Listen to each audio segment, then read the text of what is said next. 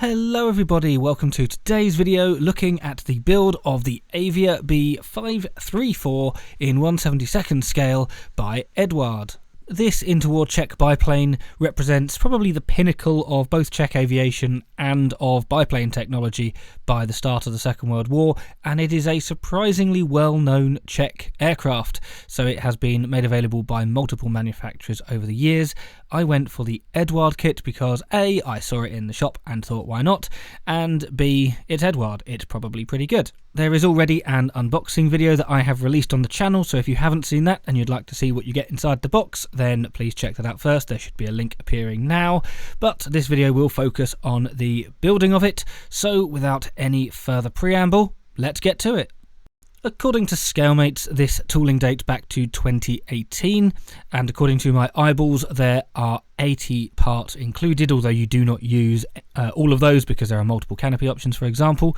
There are two decal schemes, although they are essentially the same, and at time of recording, the recommended price is about £10.80, but prices in the UK do fluctuate with Eduard, so different retailers may have slightly higher prices than that. Some may have slightly lower, but around the £10 to £11 mark. Construction begins, as would be expected, with various interior components. In this case, we have the in and out bits of what I assume is the radiator, as well as the breeches for the machine guns, which are next to the pilot, so there's two on either side, and you can see the breeches through the cockpit. And we also have the framing for the actual cockpit area itself, which is different on both sides, of course, for the different controls. You might find it easier to paint the gun breeches before gluing the framework around it. Personally, I don't mind that tiny bit of tidying up afterwards, but because it's buried behind the framework, one, you're not going to see it that much, so you don't have to be overly precise, and two, you can kind of get to the bits that you need anyway with a small paintbrush. Either way, you might want to paint it first. I chose not to. We also have the pilot seat with separate cushion, which for some reason I was really struggling to get in its place. There is no pilot included with this kit, but there is at least a cushion to give some sort of decoration inside, as well as the control column that goes in front of them. The rudder pedals, as you can see, are moulded onto the cockpit floor, and that will be aligned more or less here to give you an indication as to how much detail there is. A decal is included for the instrument panel. This is a clear decal with the instruments being visible, so you have to paint the instrument panel beforehand. So I have followed the instruction and painted it black. The rest of the cockpit will be bare metal. We also have seatbelt decals, which are quite nice. Yeah, you'd get more depth if they were etched or something, but no, these ones are fine. And in the instructions there, it tells you to put the instrument panel on the fuselage half. I didn't. I stuck it to the top like this, because in my head it made more sense. That is where most of the contact is going to happen, so that's what I did. You can see that I've painted the entire interior silver. I don't know why I didn't film that, but apparently I didn't. It was just a Hataka blue line aluminium or silver paint that I use for lots of things, so hopefully you didn't miss out on too much. Anyway, the fuselage halves can go together, and then the fuselage top, which is different depending on which version you go for, goes on top here. There are lots of different versions available with this tooling because the B534 had multiple cockpit options, including canopies, no canopies, long canopies, bubbly canopies, all sorts going on. Anyway, moving on to the back end of the plane, we have separate elevators and rudder. So the horizontal surfaces are the wing itself, and then the elevators.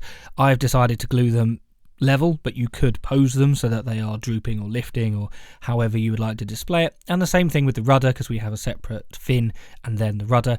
So posable, not movable once it's glued in place, but I chose to keep them straight. But I do appreciate that they have moulded in a little bit of variety for you. The wings can then also go in, at least the lower wings. These do not have any flaps or anything, so there's nothing posable either way, but they do have small moulded knobbly bits for attaching the comically tiny bombs that you can fit with one of the schemes. I've decided to go for the scheme that does not have these bombs. The bombs, by the way, aren't actually shown in the instructions as being fitted, just the racks, but I decided to get rid of them. It's very, very awkward because of the beautiful surface detail. You have to be very, very careful with sanding them down to not remove that. But I just preferred Scheme B, so that's what I went for. Scheme B also has a thing, I don't know what it is, on the starboard wing. It's this little device here that you have to drill a hole for. Not entirely sure. It looks like some sort of camera maybe. Drop it in the comments if you know. Vallejo black primer is being used to prime the entire aircraft, just poured straight into the airbrush. I don't tend to thin it. This primer is pretty good. It's maybe a little thin in places, and I find prolonged usage will block the tip, but then that's true of most Vallejo paints anyway. But it does give a very nice texture once it is done. The top wing has been left on the sprue, as you can see here, and is being painted entirely separate, as are the struts and things. All of that is being done separately. It's just the rest of the aircraft which has been assembled. USAF olive drab from Vallejo, again in the model air range 71016, is being used as the main colour. Why am I using this shade of olive drab? Simple. I have this shade of olive drab. Yes, olive drab is a weird colour anyway. Some of it is very brown, some of it is very green. Obviously, most nations would have their own mix of it rather than borrowing each other's, and the way that it ages, and it's a very complicated story, so I just used whatever one I had available because I don't care that much. It's also a Czech aircraft, and I don't have any other Czech aircraft to display it with. Well, I do, but it's a Spitfire. It's in RAF camo. So anyway, long story short, basically it's my model. I painted it this colour because it's what I had. Done. For the undersides, however, I used the Hataka silver that I used for the interior. This does have to be thinned, and I find that this causes a significant amount of spluttering and headache with cleaning the airbrush afterwards. I really do not like spraying with this paint, but at the time it's all I had. Note that this is of course a fabric covered aircraft, so it shouldn't be bare metal. This is a silver dope that was added to fabric surfaces, so I've not put it on a gloss black to bring out all of that shine because I don't want that shine. I just want it to look like silver paint, so just spraying it on a matte finish is absolutely fine. There is also this random copper strip on the underside of the radiator. I don't actually know why it's there, but it is. So I'm using this Mr. Hobby pen, which is something I've only started using recently, really. I've only relatively recently bought these metallic pens, and I love them. They're really good. So I'm using that just to colour in this little block as per the instructions for whatever that coppery thing is. After giving the airbrush a very thorough clean, I poured a load of gloss varnish into it in preparation for decaling. And you have a couple of different sheets for the decal instructions, or different pages should I say. This one shows you where the stencils go, which is quite helpful because the stencils are not in English and I read English. And then you've got the main colour call out after that as well. So it's quite helpful that it shows you where this specific text should go, partly because it just gives me confidence that they've definitely done their research. You know, they're giving you extra information that you don't necessarily need. So yeah, good. Anyway, the decals went on without any problem whatsoever. To the best of my knowledge, these are the older style of Eduard decals. They don't have the extra film on. Not that I think I would necessarily know, but they don't look like they have a film to peel off, and even if they did, it doesn't tell me, so I'm not going to do it. But they go on fine. You've got the little logo there and the registration number next to each other, which is very helpful. And of course, remember with your Czech aircraft to get the roundels the correct way. It should be blue forward, red inbound. Just remember that and you'll be fine. The top wing was decaled completely separately, so everything is still on the sprue at this stage for the top wing. It is glossed. It is decaled in exactly the same way as everything else. The propeller blade is this rather complicated bare wood and drab thing, so I painted everything cream and then some thinned down washes of various browns. I'm not sure I necessarily did the best job, but it's the most complicated propeller blade I've done for a very long time, especially in this scale, so wait until the end and let me know what you think. Also, the black is just brush painted onto things like the tyres, and anything else which at this stage needed to be painted black. Before moving on to the bugbear of the unboxing, which is bent and broken struts. Yes, I could have heated it up and I could have straightened it out, but I did a little bit of squeezing and trying to get it in and thought, oh, you know what, if the glue doesn't hold it, I'll think about it, and the glue mostly held it. So I just put them in anyway, even though it's a little bit bent, straightened a tiny bit, just with a little bit of finger pressure, and thought, yeah, it'll do. It's the back of the plane. Just don't look at it. As long as you just don't look at the back of the plane, it'll be fine. The same cannot be said, however, for the main struts holding up the top wing, because look how broken they are. Both sides, this is not me snapping them, this is how they arrived. So they are obviously going to need a little bit of surgery to put them on. So this stage took quite a lot of trial and error, making sure that everything was perfectly straight. That's true of any biplane, but particularly true when the struts are broken. Oh, and of course, I have matte varnished everything. I forgot to mention that, but after the decals went on, they were sealed with matte varnish. Now, the way that I tend to glue the top wing on is to have the centre, the fuselage strut, glued onto the top wing and all lined up, and then left to dry. Just very, very carefully whilst it's still wet, making sure that everything is absolutely perfectly straight. Then I'll go onto the fuselage and I'll do the wing struts, and then they both dry together, and then you can meet the two in the middle. Essentially, that's how I would generally do it. There are kits where I've changed that a little bit and your style may vary. You may also wish to use super glue because it dries quicker and therefore it doesn't droop, because you generally want the struts to be really, really solid before you start gluing the top wing on. With those bits drying, it is time to put on the windscreen. It is just a windscreen, not a canopy. And this part is so tiny that I just brushed around the edges with one of the silver metal pens, and that brings out the frame enough. But I did that once it had been glued on, just glued on with standard contactor, crystal clear part, absolutely fine. And then super glue is coming out to do the wings. I opted for the super glue option with this one because of broken struts. You can see I've got part of the broken strut on the bottom wing, part of it on the top wing. This is just the way that it worked out best at the time. You can also see that one of the struts on the starboard wing needs painting because I didn't paint it because it had broken off and was flapping around the box. But as long as you take plenty of care, deep breaths, don't do this when you're too tired. And you can also make little jigs with blue tack or things just to try and get the height right. But I've done enough biplanes that I thought, no, I can do it. I can wing it. And like that, the Avia has its top wing. Onto the undercarriage, and we find a part that I think I messed up. Again, these were slightly bent, and I couldn't tell if they were deliberately bent or not. One of them was definitely not deliberately bent. The other one might have been. This, again, just took a bit of trial and error. And I found it was easier to glue them together when it was all still wet, so that they're still malleable. You can still move them and provide that contact. But the connections are very, very small and easily covered up by paint. And because it's a different colour, you can't exactly glue it together and then paint it. And then when you've got a bent leg as well, it became a very stressful experience. We'll just put it that way. And the bit I think I messed up are the wheels.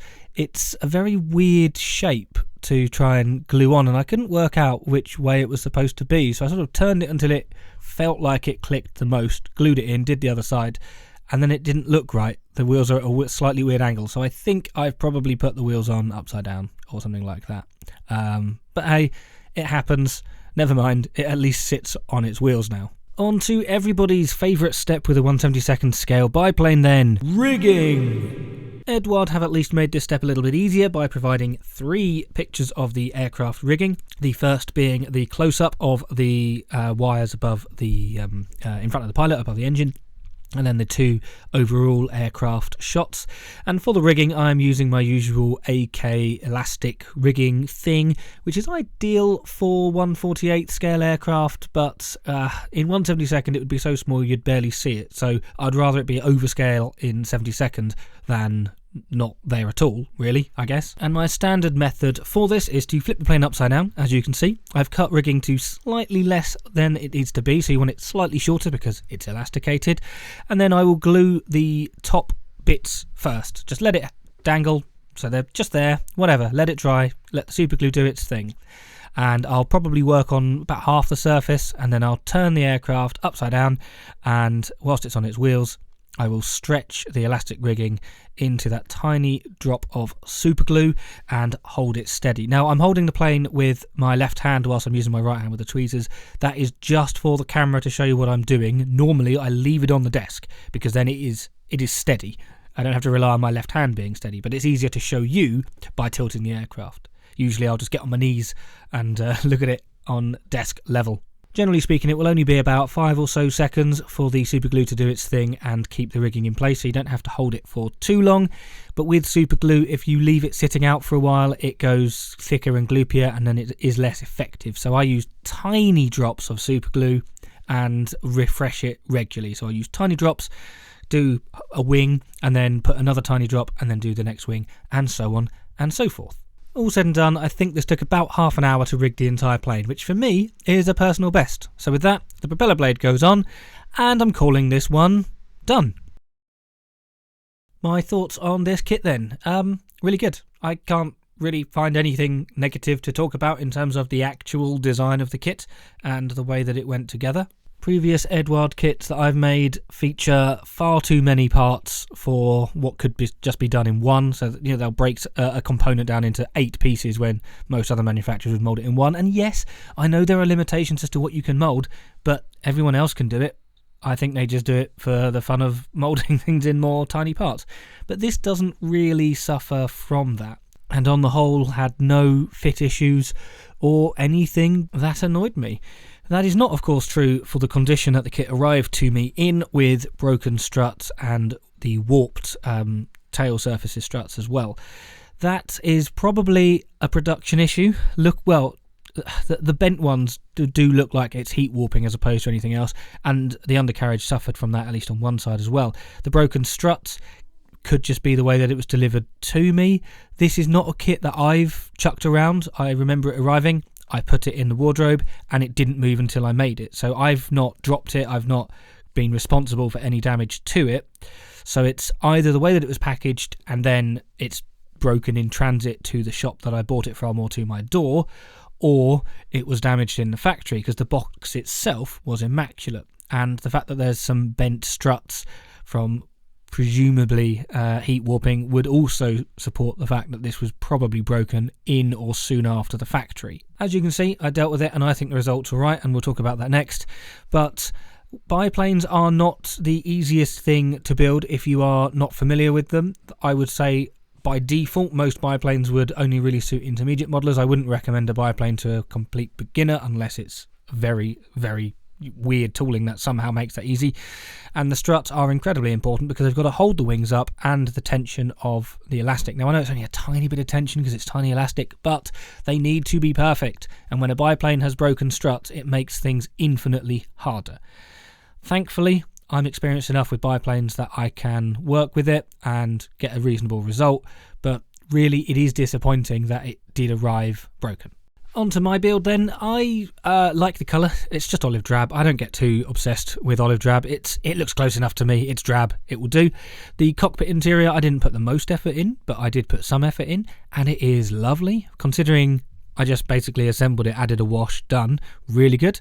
The propeller blade, yep, it's fine. It probably should have painted the entire thing wood and then masked it and painted the drab and the spinner. I actually did it the other way around. Everything was painted in drab and then I did the wood over the top of that. That was a mistake. I think it would have looked better because you can see some of it clearly doesn't flow in the grain properly. That's a learning curve. I wasn't expecting it to be so difficult to paint, but hey, never mind. The copper effect from the pen I think looks really good. The broken strut you don't really notice. Yeah, I'm quite happy with my result for this one, and the rigging as well. I've often cut corners with rigging, and for example if there's double bracing wires at the front I will use just one because at least there's a wire. But here I put all of the wires on exactly as the instructions stated, and it didn't take me that long, and it's probably my best job rigging an aircraft. So yeah, overall very happy with this one, but let me know what you think. Agreements, disagreements, soup recipes, that sort of thing in the comments below, and don't forget to give the video a like if you've liked it and dislike it if you haven't liked it but you have made it to the end anyway, because why not? Treat yourself to a little thumbs down. If you don't subscribe but you regularly watch my content, then please subscribe because I like watching numbers go up. It makes me happy, and who doesn't want to see numbers go up? And if you're a hardcore fan you can even become a channel member like the people appearing on screen. Thank you all members for your continued support. It is massively appreciated. If anyone wants to be a member and isn't already, then you'll get weekly updates, little plain emotes that you can use in comments because why not?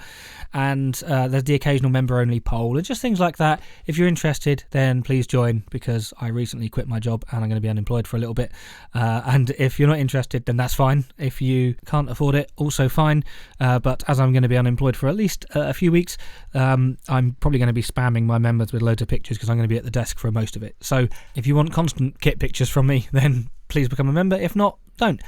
On that note, I'm off. I've got more videos to make. Thank you very much for watching this far. Hopefully I'll see you in another video.